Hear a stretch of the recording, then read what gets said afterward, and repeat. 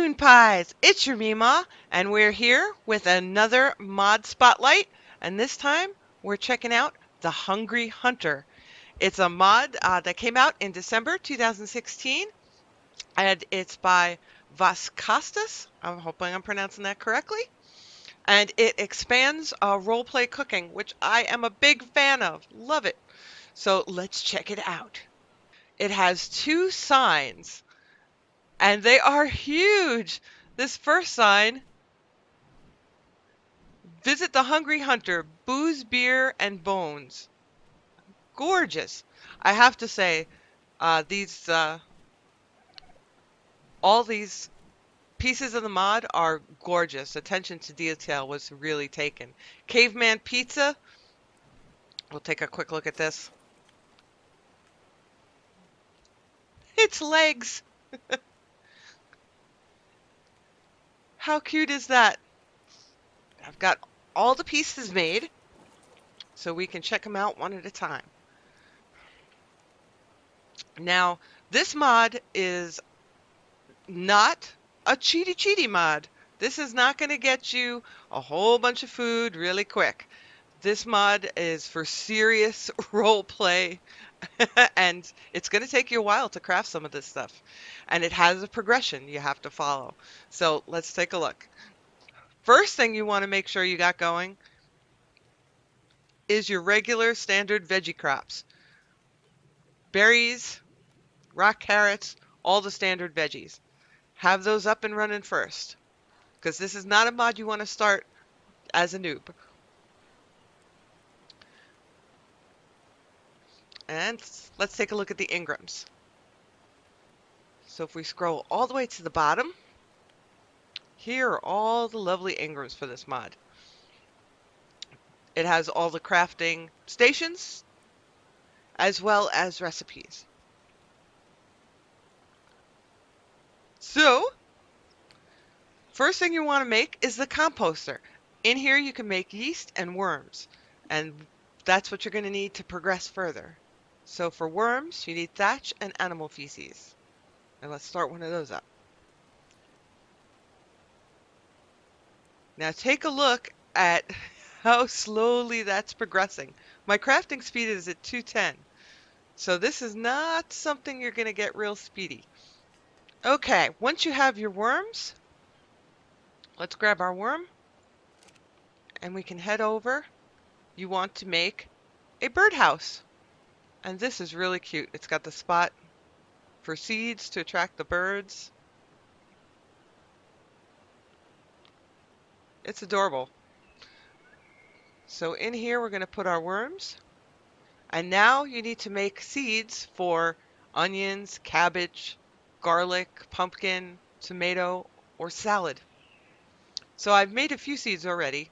And again, let's craft one just so you can see how quickly it goes. So they're not too bad. Okay, now you've got your seeds. You want to bring those over to the plot and put the seeds in the plot, and the plot can grow garlic, onion, pumpkin, cabbage, salad, and tomato. All the things we had seeds for. Now this is where I say grow, because you're really actually crafting them, but it takes so long, you're going to think you're growing these. I had this tomato crafting up for a while now. I would say maybe an hour or so. So it takes a while to craft up your vegetables. And then they have spoil timers. Put them in a preserving bin or refrigerator to make them last longer. After the plot, you're going to want to start getting your mammoth milk ready. Mammoth milk, you say? Yes. Check out this mammoth cage. I love the detail. Look at these fish hanging on the side. Up top, there's a stegoskeleton with a mammoth inside. I have it on uneven ground here. but it uses majo berries to make mammoth milk. You can hear the mammoth make a noise when you click on it. And again, it's not zippy quick.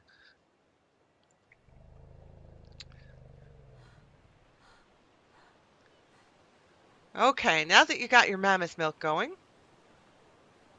let's go to the ginormous large mortar. In here, you craft up your condiments, your dough, butter, cheese, vegetable oil, pepper, flour, sugar, and salt. Again, cheese and vegetable oil does have a timer, so you want to get it into your fridge or preserving bin so it doesn't spoil. Salt and pepper, um, basically things you wouldn't think would spoil, don't actually. So that is good. Let's come over here and check out the bar. This is what I was standing in front of. And look at the detail on this. It's got a burger or a steak and bottles. And it is a crafting station. You need to put water jars in there, and you can make either wine or long grass beer. And it's supposed to have an alcoholic effect. There is also a bar table, which has a cute sound effect when you open it up. But basically, it just has slots you can store stuff in, but it doesn't craft anything that I'm aware of. Then you have the actual cooking stations. You have a salad bar, and in here you can make some of the recipes. These recipes are supposed to have stats on them, so it'd be interesting to find out what stats they are. But they take, if you notice, some of your normal vegetables as well as some of the new vegetables. So this is not a cheaty mod. You're gonna have to work for your roleplay food. This is the stove, and again, I love the detail on it. The stove does not cook meat or fish. The grill, I love the grill. It's a fire over a skeleton. This will actually cook meat and fish. The other piece for cooking is this huge cooking pot. And in here, this works like a normal cooking pot. You can make a regular recipe if you put in a note. The mod author also has these other recipes, like a caveman cookie or compi kebab, that you learn the Ingram for, but there are no recipes in the crafting stations themselves. He has a list provided on Steam that shows you the recipes, and I loaded up the ingredients for one and put them in the cooking pot. And let's give it a minute and see if it creates the recipe. It's supposed to be cabbage soup. It would be great if the recipes were actually in the specific crafting stations, because you would never guess these recipes on your own. There are so many ingredients to choose from now. And we're back.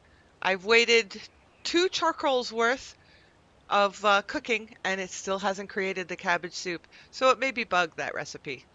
I'd love to see more done with this, because anything to do with roleplay cooking, I am all about it. So if you enjoyed this video, give MeeMaw a hug and click on that like button. And GG hugs. See you in the next video.